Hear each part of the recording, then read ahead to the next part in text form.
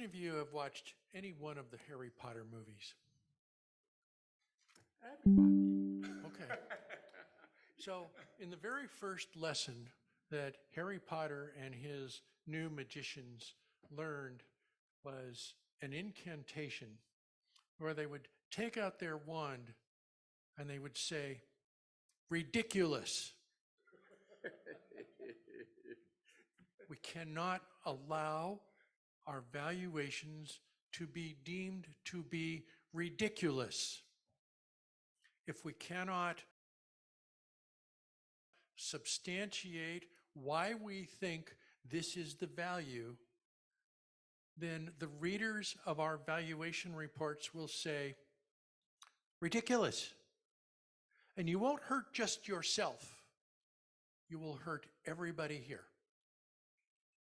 Because this is still, even though it's several decades old, this is still a new profession. And we need to do things that are useful to our clients and not speculative. So modeling is important. Modeling that goes out 10 years is probably ridiculous. The United States SEC used to require for IPOs that you provide 10 years of projections. I don't know, what do any of you think you're going to be doing on this day next year? What did you do on this day last year? I don't know either. How can you predict that far in the future? And yet this is where BV is going. Okay, that's the most I'm going to say on that particular issue. Business valuation is not about it's about convergence of ideas. It's not about mergers. That's why Nick Talbot, who represents the global valuation standard setter, is not the organization that's going to tell you how to follow these standards. That's our job. That's our job. They set the standards and we establish best practices. So this isn't about a convergence of one organization or group of people telling you what to do. This is about a collaborative effort so that we get instructions that are clear and we speak up when instructions are not clear. We speak up when we think, as did Mr. Kim over here, maybe we need to have some standards for valuing technology that go beyond the generic valuation standards that we have now. Maybe. Then getting people to buy off on it will be something else.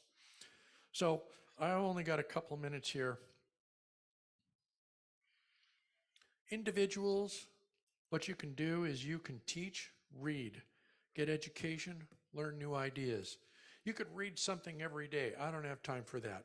But I've got 2 or 3 sources that send me information every week, and I look at them. I may not read them in depth, but I look at them.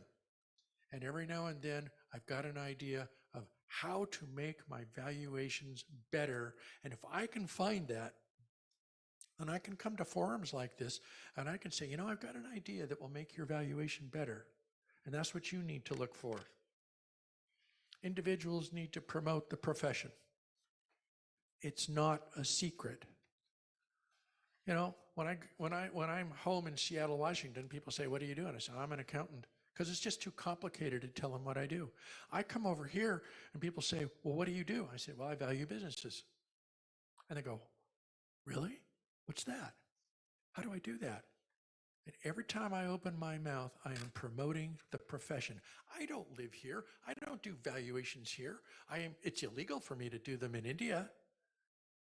But I have ideas, and if I can give you ideas, then you can be a better valuer. And you need to take that experience and those ideas and teach someone else. As VPOs, we need to help each other be better. That's what IACVS is about. We've got a collective of business valuation organizations around the world, and we help them be on the same page with each other. To be on the same page with best practices. As VPOs, we need to participate in development of the BV response to current issues. For instance, ESG. If this is the first time you've heard about ESG, well, pay attention. This is the topic right now. And if you've got an opinion, we need to hear it. Before you are saddled with standards on how to handle ESG that just you don't want to do. And let me give you an example of that. In the early 2000s, both FASB and IASB promulgated standards for the valuation of businesses using fair value. And it was not negotiable. Every business that went through a merger and acquisition had to apply fair value. I'm going to tell you right now, in the United States, most small businesses don't give a damn about fair value. They still prepare their financial statements using historic value. They don't even mention fair value unless it's an audit. And most financial statements are not audited. Many are reviewed and most of them are compiled, and they give them to their bankers and the bankers give them money. But the idea was investors wanted to know what's the real value.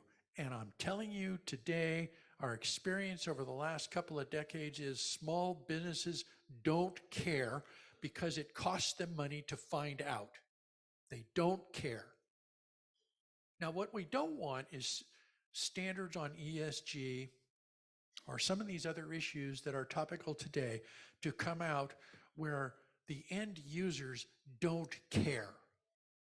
And the only way the standard setters are going to find out is if you speak up.